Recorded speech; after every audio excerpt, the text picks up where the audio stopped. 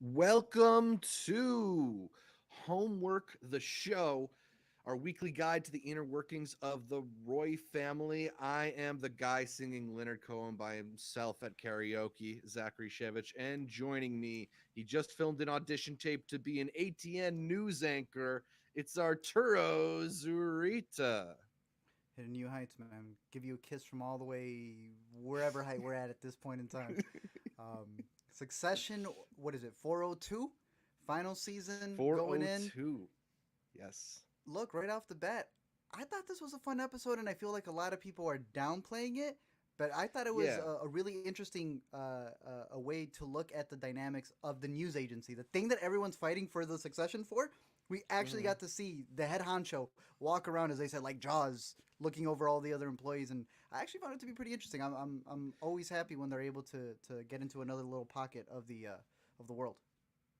Yeah, I mean, I think it's interesting because obviously that's sort of been the underlying factors that the Roy family owns this big media giant, and then also this season there's the added factor of the Pierce sale, and it's going to be. It seems, especially because they keep teasing the upcoming presidential election, that the media and their role that this family plays in it is going to be a big focus of this Massive. season. So it's cool that they are honing in on it a bit. I understand, I think, why some people are maybe a little more mixed on the episode. I don't think there's any bad episodes of Succession, but I do think, like, for the most part, this was like an okay episode, and then it had one of the great scenes in this show towards the latter half.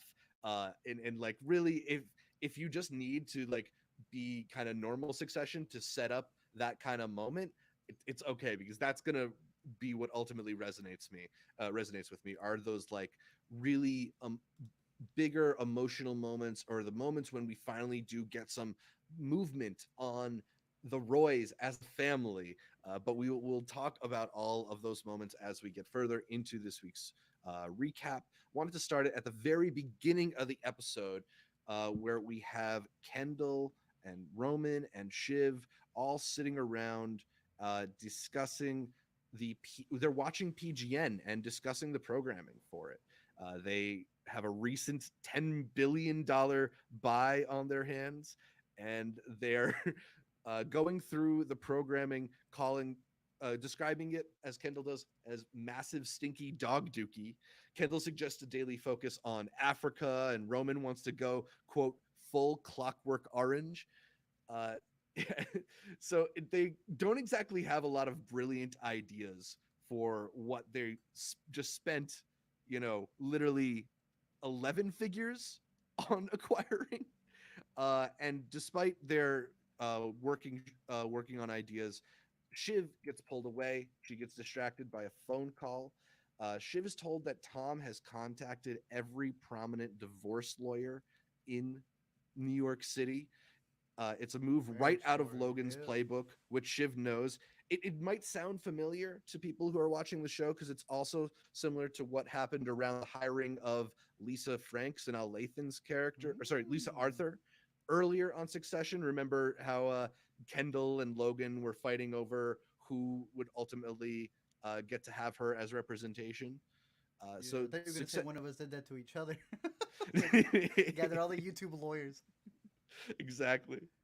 So yeah, this is like a very familiar trick out of the Roy family lawyer playbook, and one that Shiv is not happy about. So now that she's mad, she decides to call up an old friend and rekindle their business relationship. She calls up Sandy, not old Sandy, but new Sandy, Hope Davis Sandy.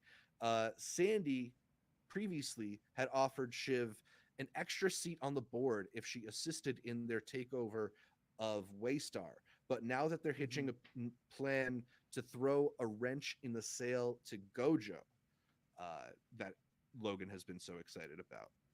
So Sandy is part of the whole like Sandy, Stewie, and Sandy team, as we've seen before, and they believe that Logan is selling Waystar for a criminally low price. They want to vote against the sale to potentially get a higher price, uh, bump Matson up to a bigger figure. However, they don't have the votes to do it alone. They know they need Shiv, Kendall, and Roman to help them in potentially blocking a sale of Waystar to Gojo. Okay. So, Yeah. this is the So lady who pretends like her dad is giving her ideas, but in reality, it's maybe kind of all her, and that's where Shiv starts getting exactly. some inspiration. Yeah. Hmm. So PGN is what Yes. the kids now have, right? Yes. And PGN in this world is kind of like their MSNBC. It's the Right. left leaning major Gotcha. cable news broadcast network, whereas Waystars. ATN, yeah, ATN. Yeah. ATN, which is owned by Waystar, is That's the Fox the News. more like Fox News right leaning Yeah. cable network out there. Was it not Bombshell? What was the Bombshell? What's the movie that Yeah, that was broke Fox down all of News. the? Yeah, pretty much it's that, and how he's dealing with all the Exactly. reporters and such. So then, what is Gojo? Gojo, I don't know if it's necessarily got like a perfect corollary. Maybe it's like a Twitter coming in and buying Fox News, something like that. Okay, It's something that is it's more new media in the coming in and acquiring it. But Eh, the yeah, go ahead. that's what Skarsgård has, right? Yes, that's Matson or Skarsgård or Alexander Skarsgård's company. Yeah. Gotcha. Last one. What are wings? What creatures do those come from when ordering off the menu? Uh, uh, not a shark, at least for sure. Not a shark at all. We on the other side of the story, Logan is at the office of ATN, a rare sighting, and it's rare enough and weird enough that Greg has to call up Tom to ditch his plans, cancel his afternoon, and come in. Logan is inspecting his new toy because the sale of Waystar to Gojo is a sale of most of Waystar's empire, but it's not a sale of ATN. In fact, like if that sounds familiar at all, it's kind of like what happened recently with the sale of Fox to Disney, minus the sale of Fox News, Okay. because Rupert Murdoch is still in charge of Fox News despite selling off the rest of the Fox empire to Disney. So This, Logan in the world of Succession is now solely going to be focused on ATN. He used to run a big conglomerate, and now he's just focusing on his media empire. does real life Murdoch have Murdoch kids? Yeah, and one of Murdoch's kids is like a hip hop obsessed dude that inspires a lot of Kendall's character. Wait, like he's got his own what's his name? Nike. The head of Nike, like his kid, Yes, yes. Piper. Damn. Yeah, like I think he produced a lot of albums. Here, let me pull up the. No way. Yeah, here, check this out. So Kendall's gonna end up owning like James a Murdoch. James Murdoch was a hip hop mogul. Yeah, exactly. So Kendall's Interesting. real life obsession with like hip hop culture and seeming cool Wow. is not the most fictitious thing All on right, this show most by def, far. most def. Yeah. Goofy. All right then. So far though, Uh, anything Logan has said though has been right, right? yeah. I mean, Logan is. I mean, to borrow a parlance from the show, I've never seen Logan get fucked. And even if he lost out on his sale to Pierce, the company that he really wanted to acquire, he still didn't pay $10 billion for it. So he's doing okay for himself. Although he is a little bit worried about this potential sale. Yeah. He knows that Matson is not a guy who seems to want to negotiate much. And Mm-hmm. when Matson gets wind of the potential sale, He ends up falling through for all of it. And I'd argue if we hadn't seen him in The Northman, if we hadn't seen him in a bunch of the other stuff that he was in, then at that point, I think he's still probably the most menacing character on the show. I got Zach back over here. my bad. But because of all the stuff that he's been in so far, I think one call from this dude and you get the most menacing thing possible. just because he's getting played by a Skarsgård. I already put the other Skarsgård earlier in our monthly watch when it came to John Wick Right. 4. He's somehow the villain while also being the one who they're trying to victimize. Yeah, I wanted to ask you about that call that Matson makes to Kendall, and Mm-hmm. whether or not you think that's more of a intimidation play or he's actually scared and vulnerable in that moment. Uh, well, one, I'd like to go back and applaud Shiv for actually getting it right, since it was like earlier on stated that that was something she knew was the way that Hmm. was like her proposition to go that way. Her brothers didn't want to do it. Then obviously Kendall, where he always falls short, is the fact that Kendall takes like 3 episodes to realize what's going on. And even in here, once he realizes it, he never opens up about the call, right? So whether Yeah, what's his name feels a certain way about it. Like Kendall has information and he doesn't share it. He ends up siding with Shiv finally, which puts Roman kind of like right. at an edge. But when you go back to would you call him Manson's character? Yeah. I believe it only because Logan later on comes out and says, "Don't do it." He's gonna pull all out. I've been here long enough, and you kids are aggravating me. Where you're gonna throw it all away, not realizing that that's not the way to go. So yeah, I'm kind of on his side. I think if Logan already calls it, then he knows exactly what the play is going to be with someone like him. Yeah. I mean, the only people who have actually sat down and negotiated with Matson are Logan and Roman, who Mm-hmm. also believes that pushing Matson on the price is the wrong move, is going to result in Matson walking away from the deal. The kids Mm-hmm. are just trying to get a little bit more money to start their empire with, but they don't seem to realize that could all go away. Or maybe they do. Maybe Kendall is just self sabotaging. Maybe Shiv is just that bored that she wants to keep playing this game with her father. I, I think the complexity and not like the lack of clarity on that is one of the things that makes Succession so much fun to watch. Oh, I agree. And actually, for the first time, they had a leg up on the dad, and that's what I thought was honestly leading to one of the best moments, not just in this episode, I'd say in the series, where you finally have them not acting like little ducklings to him, but when he says like, Hmm. "Oh, I don't know if I could be here," my health, right? What begins the whole journey. They're like, "Nah, sit down. We're not going anywhere." To me, that was a huge shifting moment in what sadly is the last season. But I thought it Hmm. showcased that the kids actually have one up on him. Not that they're smarter than him, but he actually has to rely on them. You know, and for the first time, he can't get them to budge.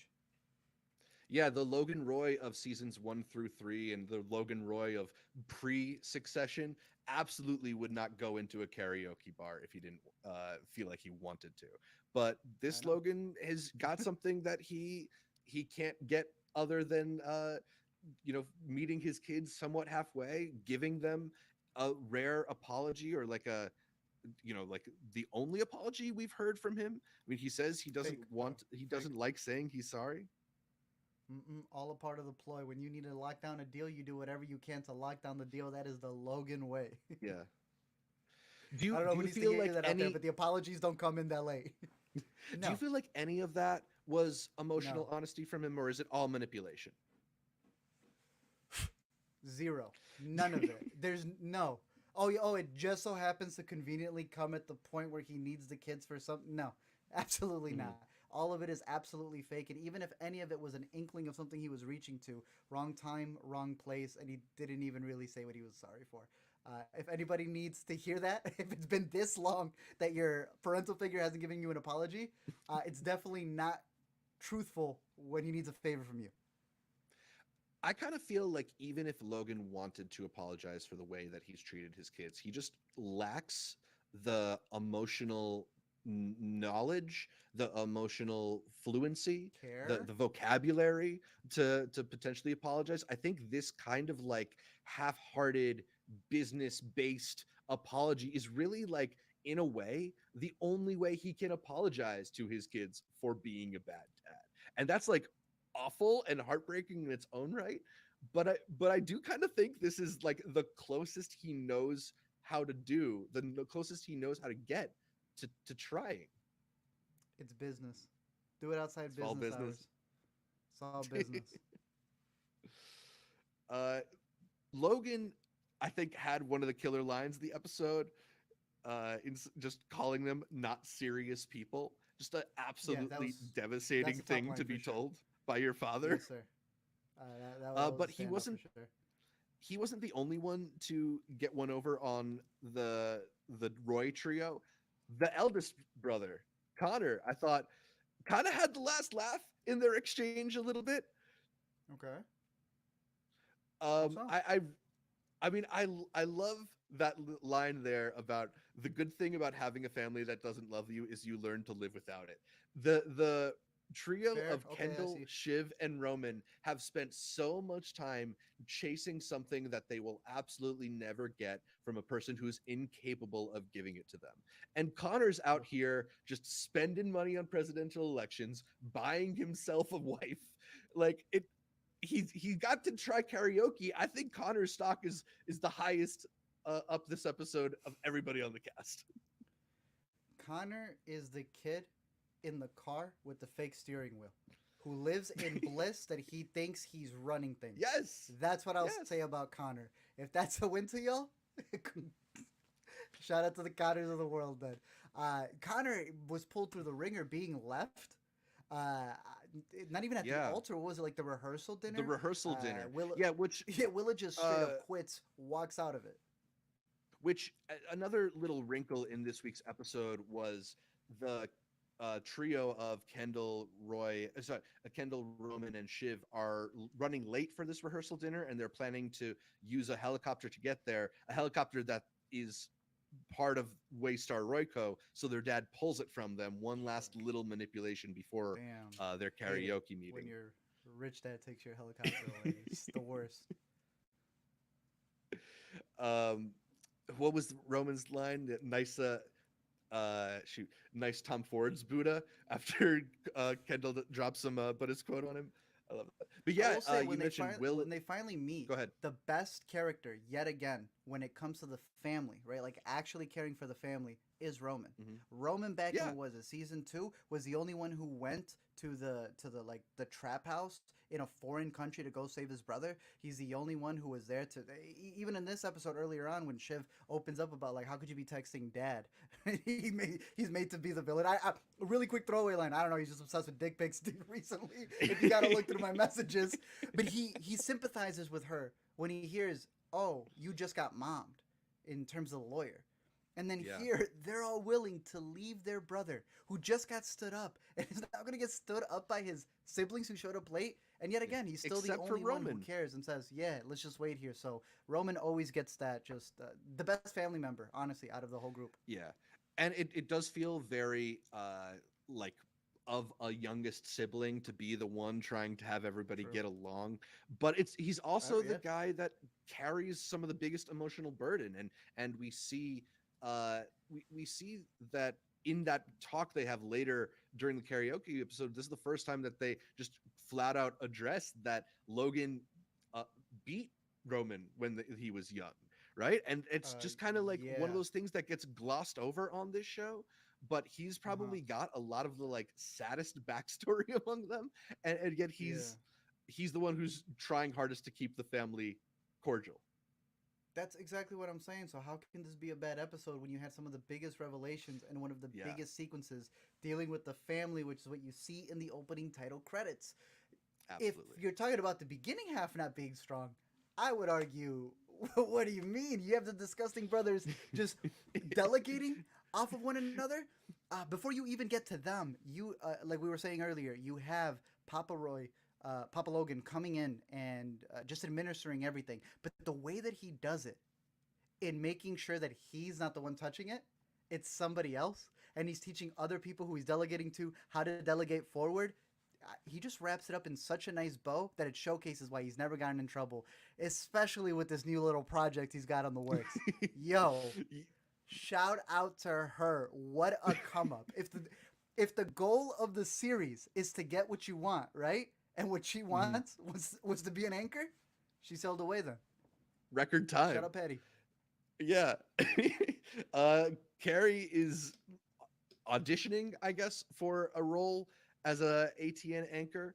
and isn't exactly the most natural fit for television. This is maybe like some of the more broad comedy that Succession has ever put on. They tend to not go so broad, but it's very funny, and it becomes this like point, this like thing that gets passed around amongst ATN staff and the Roy family. We see Kendall and Roman laughing at it in the beginning of the episode. There's a moment at the beginning of a meeting between Jerry, Too Hugo, goofy. Too and goofy. Logan, when you can tell that they had just been watching it on Hugo's laptop and laughing Well, at I'm it glad you before got the an meeting image. started. I'm glad you have an image here because I'm gonna give you the one critique. Just because I'm having fun, I still got to give one critique here. Yeah. That line that we heard in like the promo about he's like Jaws, if Jaws like going to everybody. We're getting to that point where I do look. All the lines are still funny, but they do feel like in and out GIF reactions. Mm. There is a sequence right here where he gets caught laughing at something, closes his computer immediately, and just perfectly while they're talking, Hugo disconnects the HDMI right out of it. It's beautifully blocked. But Yes. then he gets put on the spot to reconnect it to showcase whatever. My G, open the computer, exit out, and then connect the HDMI. It was just like such an obvious thing to do I that I know, don't know, I it just know. bugged me so much. But Uh, yeah, they're all clowning Gave on us a it great and moment though. gave us a great moment, especially when it comes down to Tom letting what's his name, Greg, be the bearer of bad news. Yeah, Greg, who also I think does well for himself this episode, finally gets to pull somebody into a room and fire them. Not really fire them, but Mm-hmm. deliver the bad news at least. And it goes about as poorly as you can imagine Greg trying to fire someone goes. He was just He getting yelled at in the blames, last one by her. Now the and in goal this to meeting, come in she'll turn him into string cheese if she finds out that he's the focus group. like Wanda, bro. Yeah, too many uh, betrayal cherries. Greg in particular, I think, was very, very funny this episode. I mean, this is some of the most uncomfortable I've gotten in watching his scenes throughout the season or throughout the I'm series, glad they rather. put him to work. I'm glad they Yeah, put him to work. I want to see him mopping up a lot of other issues. That's the right. best Greg that you could get. Did we hit on everything? I mean, I did want to mention, getting circling back to Connor a little bit.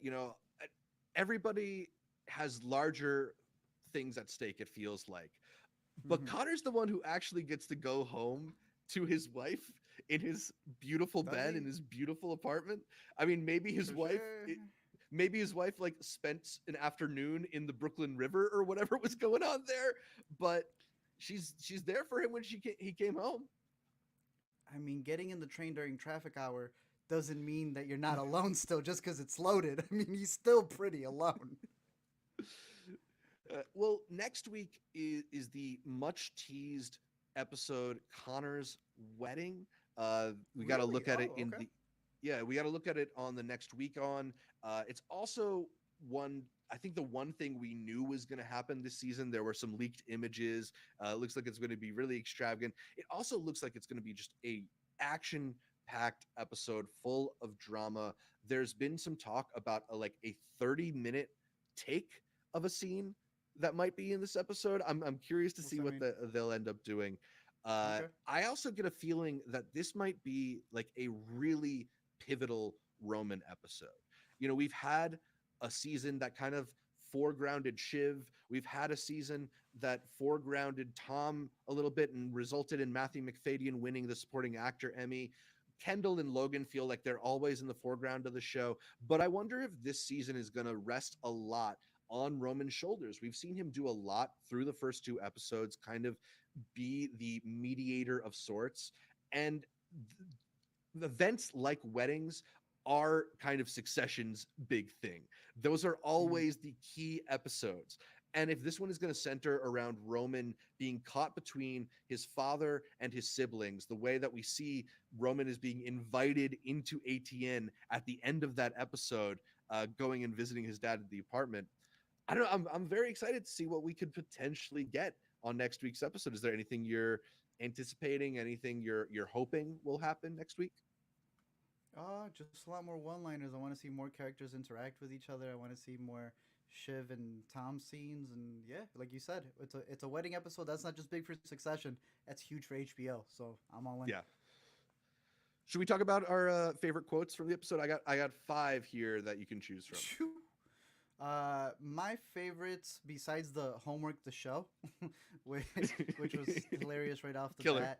It was more so scenes when he gives Yeah. his Wolf of Wall Street.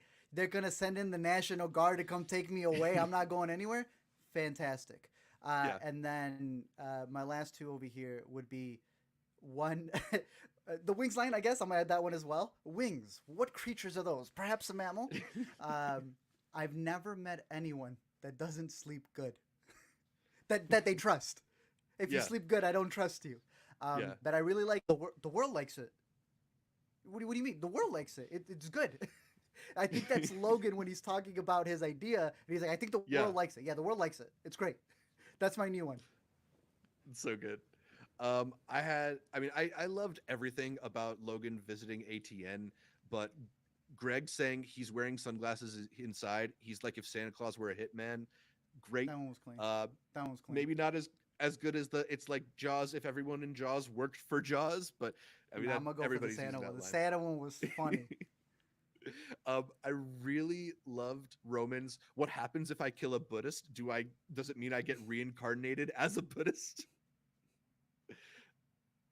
We already talked about I love you, but you're not serious people. And yeah, the Conor line. I mean, I thought that one really hit. The good thing about having a Mhm. family that doesn't love you is you learn to live without it. Yeah. No, that's a top Conor line. Yeah. Sadly, Connor's not a top character, but yeah, shout out Conor. Who was your top character of the episode? Who won this episode for you? Ooh, for this week, I mean, honestly, I'm going with a mix between Shiv. Not real. Honestly, Logan. It's Logan. It's the way that Logan was able to command everything and almost maneuver. I felt like we, for the first time, saw how he's able to manipulate everybody who's not his family. The whole show has always really focused on that and has also focused on intimidation with everybody around him, Yeah. the close ones. But to see how he orchestrates everybody in that room and talking about how he's going to stay there and is able to delegate a lot of stuff to Tom, and Tom realizing for the first time, oh, I can't be this close and not get dirty. I thought Logan looked really powerful in this episode, and yet ended it looking the weakest I've ever seen him. I love that. Mm. I love that. Absolutely. It was a great episode for Greg. It was a awesome episode to just dramatically speaking for Logan.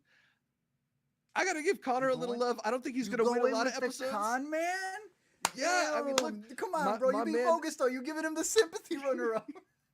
Look, my man saw Conor fashion. karaoke in the movies and he always wanted to try it, and now he's tried it, and that's a beautiful thing. And he's I'll give him getting one. ready for his I'll give him wedding. one. He's got 1% in the polls. When he said, "Don't take me to the bougie bars that you go to. I want to go with real people with the Oh, musk." dude. Whatever he described, normal people.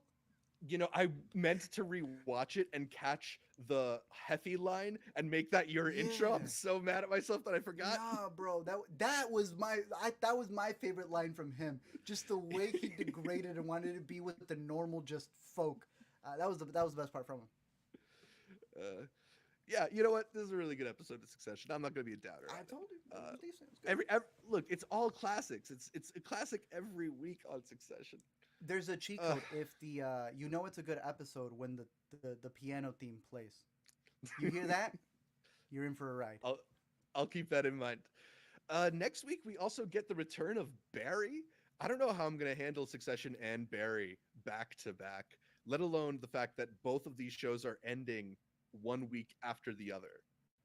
And then I think HBO ends too because they're thinking Right. of dropping the HBO name.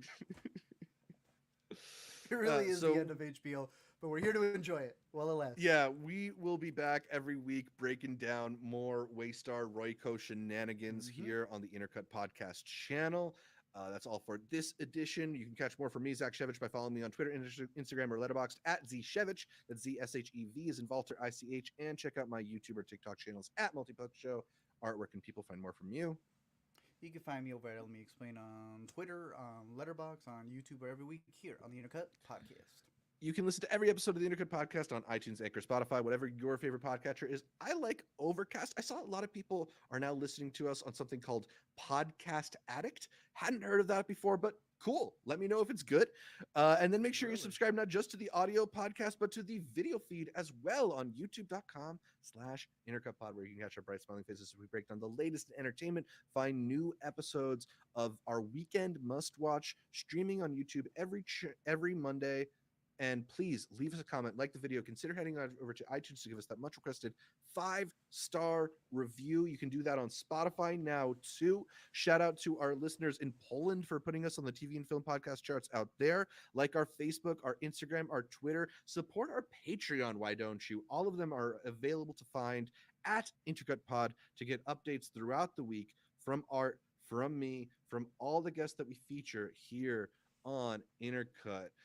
Thanks again for listening. And until next time, if this focus group isn't real, I'm going to take you apart like string cheese.